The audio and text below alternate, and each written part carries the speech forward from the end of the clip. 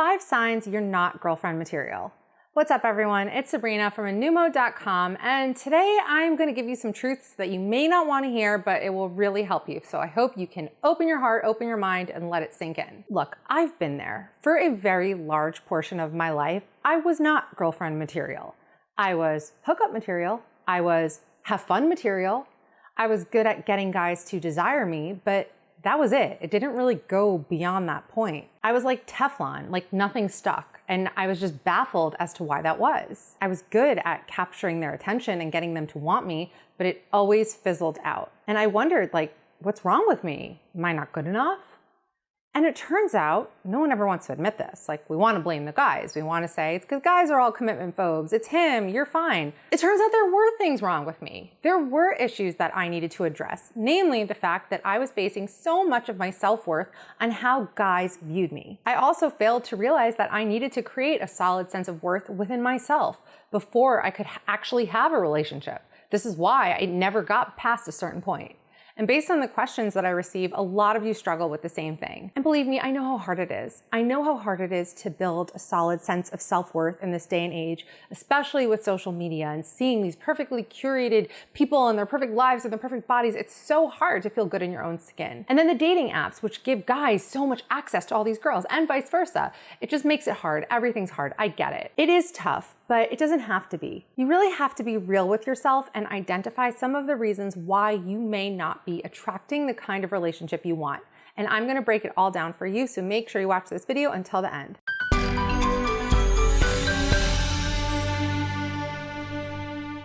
Real quick, if you like this video and find it helpful, make sure to tap that like button. It really helps me out, helps me grow my channel. I will give you a second to do that right now. And while you're tapping, make sure to hit the subscribe button and ring the bell so you get notified whenever I post new videos. Also, if you want to get a better understanding of men, why they act the way they do, and how to be the kind of woman that stands out from the rest, that really captures his attention and makes him want to commit, then definitely check out our He's Not That Complicated system. We cover every single thing you want to know about men and also talk a lot about how to be the best version of yourself so that you can attract that high quality man and have an amazing relationship. You can download it right now or when you're done with this video at understandhim.com, and I will link it down below. Okay, these are the 5 most likely reasons you are not girlfriend material. Number 1, you lead with sex. Now, this does not mean that you have sex with him too soon. These are 2 different things. And when I posted this topic on TikTok, like that's how people interpreted it. When I say lead with sex, I mean you are only presenting your sexuality up front. And this used to be my problem because I didn't have a solid sense of self-worth. But I knew I could get a guy to want to sleep with me. Not that that's like such an accomplishment, but when I was younger, I thought that it was. So I went the easy route to lure a guy in. I didn't really think that I had much else to offer other than being desirable. So that's what I led with. It would get guys really interested, and then things would fizzle out. So this is something that insecure women can do sometimes. You know, they just shove their sexuality in a guy's face. And the problem is, the more you want something, the less you can see it for what it is. Now, this goes both ways. From a man's perspective, if he really wants to sleep with a woman, he kind of will only see her as someone he wants to sleep with. Like, because he wants it so bad. The more you want something, the less you see it for what it is. And that blocks him from forming like a real connection with her. That is the basis behind why, people will give the advice that you should wait a little bit before sleeping with a guy. Now, on the woman's end, she sometimes could see a guy really want him because she just wants to be in a relationship. And that blocks her from forming a true connection because she's only seeing what he could do to her. Like, she's only seeing how he can fulfill her needs. Now, her needs are emotional. The guy's needs in this scenario are physical, but it's the same problem on both sides. Anyway, if you're leading with sex and only speaking to that part of him, it's going to be very hard for him to connect to other parts of you. He's only going to see you as someone who is a source of potential pleasure. Again, it really comes down to an underlying lack of self-worth that causes you to lean on something that's as foolproof as your sexuality to get a guy's attention without thinking that you have the substance to back it up and to really get him to like you because of your intellect, your charm, your humor, and anything else about you. Number 2, you can't connect with him. People who are very insecure or who have an agenda, meaning they try to fill a void within themselves by getting a relationship. So you meet a guy, you like him, he seems to have everything that you want. And you think, if I could get him to be with me, then that will mean that I'm worthy. So that's what we mean when we say you have an agenda in the relationship. And when you have that sort of agenda, it blocks you from being able to connect with the person on a real level. Because really, you're just assessing the situation to see how he can fulfill your needs. You have to think about it. When you're in that worried state of mind where you really like a guy, you're not sure how he feels about you, you're constantly interacting with the worried thoughts in your own mind, not the person in front of you. Like you say something, he smiles, and you think, oh, did that impress him? Did that make him like me more? Oh, he's kind of looking at me with like a little bit of desire in his eyes. Does he want to hook up with me? Oh, he like smiled when I mentioned this. So does that mean that maybe someday you can spin in so many different directions. And when you're doing that, you're not focusing on him. You're not learning about him. You're just evaluating him based on how he's responding to you. And that's just not how you form a connection. You're essentially paying more attention to how he feels about you rather than focusing on how you feel about him. And thinking about how you feel about him is more of a prize mentality. And that's really the attitude you should have. That's what makes you a chooser instead of a chaser. A chooser is someone who has the power of choice. She gets to choose who she wants to be with. A chaser is coming from a more desperate place. She's worried that she will never get the love that she wants. And when she meets a guy and she sees potential with him, she's scared that that will never come along again. So she latches onto it forcefully and essentially chases after the relationship. A chooser looks at a situation and says, do I like him? Do I choose him? A chaser thinks to herself, how can I get him to choose me? And that's the difference. And it's really a mindset shift. That's what it comes down to. So you need to have more of a mindset of, do I like him? Does he have the qualities that I want? Is he good for me? Would we be good together? Rather than, does he like me? How does he feel about me? Number 3, you choose the wrong guys. If you always end up with guys who won't call you their girlfriend, it's very possible that you're going for guys who don't want to call anyone their girlfriend because they have commitment issues. It could be a guy who just doesn't want to commit. It could be a guy who's a damage case, which is my term for a guy who could be a great guy, but he is just buried under a pile of issues right now, and he just is not dateable until he gets a handle on his life. A damage case will never see you as girlfriend material because they find something wrong with everybody, because a damage case typically tends to self-sabotage. And if you're only drawn to men like this, then it's possible that you also have a lot of damage that you need to deal with, and you are also self-sabotaging. The most important relationship concept is that like attracts like.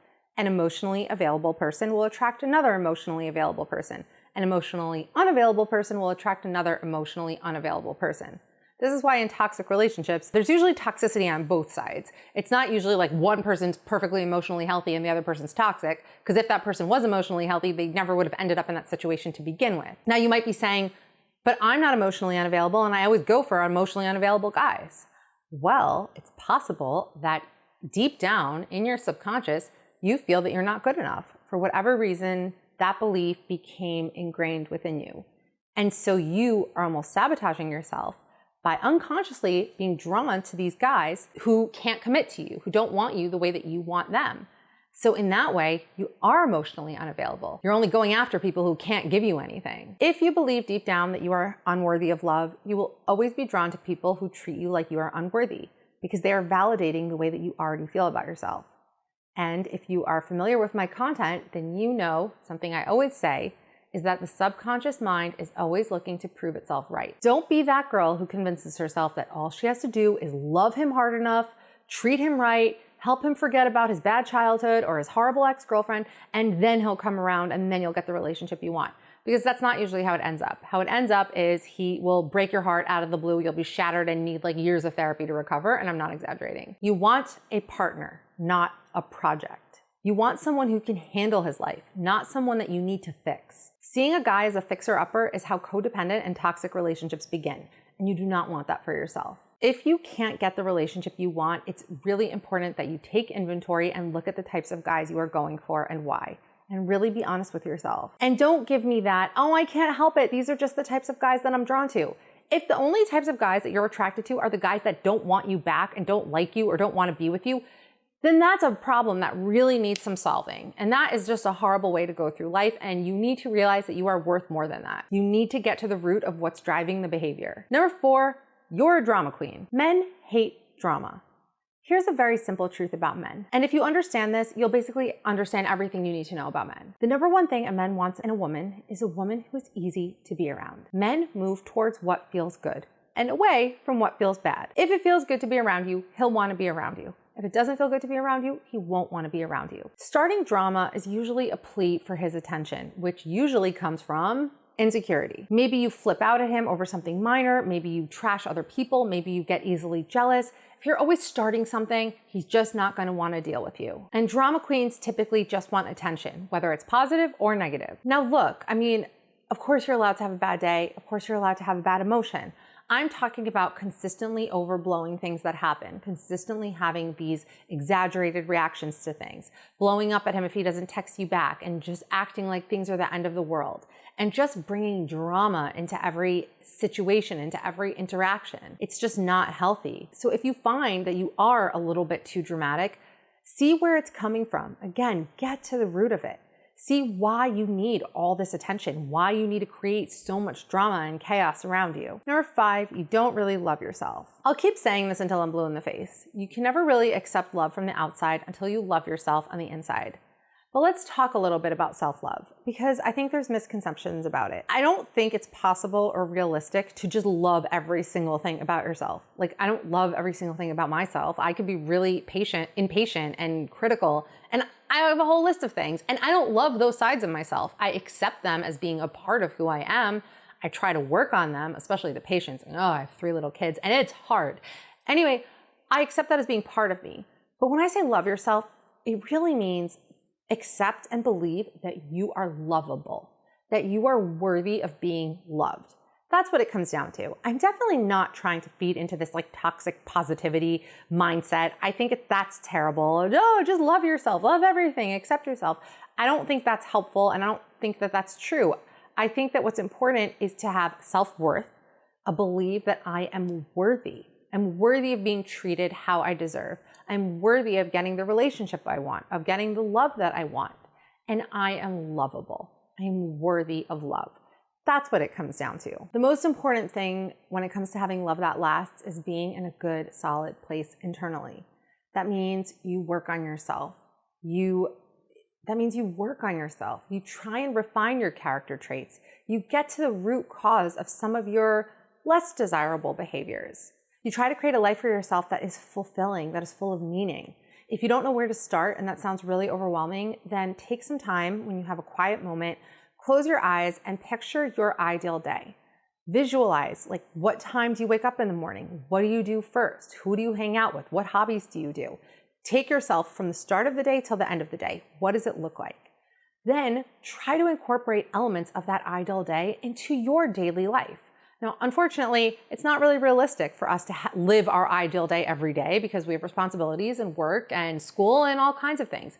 But you can bring in a little bit of that ideal day, even if that means waking up a half hour early and taking a walk in nature or doing some yoga or doing a meditation. I was watching a TikTok the other day. I don't remember the name of the creator. I wish I did. But she said something that had a profound impact on me. She said, happiness comes from making the harder choice. So what that means is, like, you know, in the morning, your alarm goes off and you're so tempted to snooze it, right? And go back to sleep. That's the easier choice. The harder choice is to get out of bed and start your day, or get in a workout, get in a meditation. That's the harder choice, but that's where happiness comes from. And it's so true. And you'll notice, like, in your ideal day, like in my ideal day, I wake up an hour before the kids, I get in my workout, I get in my shower, I do my skincare routine, I check some emails, and then I deal with my kids. That's my ideal day, but that's hard. That is a hard choice. Getting up an hour earlier when already my day starts so early, that's hard. But when I'm able to do that, that brings me so much happiness in my life, and it just really sets the tone to have an amazing day. So keep that in mind. I wish I could find the creator who said that. If you know the TikTok I'm talking about, then let me know. Leave a comment below. And please share any of your tips for finding happiness and fulfillment within yourself, because this is really such an amazing community. We're all in this together. Even though I'm not in the phase of my life anymore of trying to find a relationship, everything I'm telling you guys, like, still applies in my life as a married mother. Like, I'm still doing all this too, you know? The work never stops. I'm just framing it for you guys in terms of, you know, getting into a relationship. Now, I know the title may have seemed a little bit harsh, but I really hope that you came out of this video with some good, strong, practical tools to work on yourself and get to a place where you can be in an amazing relationship. Make sure you tap that like button, make sure to hit the subscribe button, and if you want to understand men better than they understand themselves, check out our He's Not That Complicated system. You can get it at understandhim.com, and I will see you in the next video. Bye.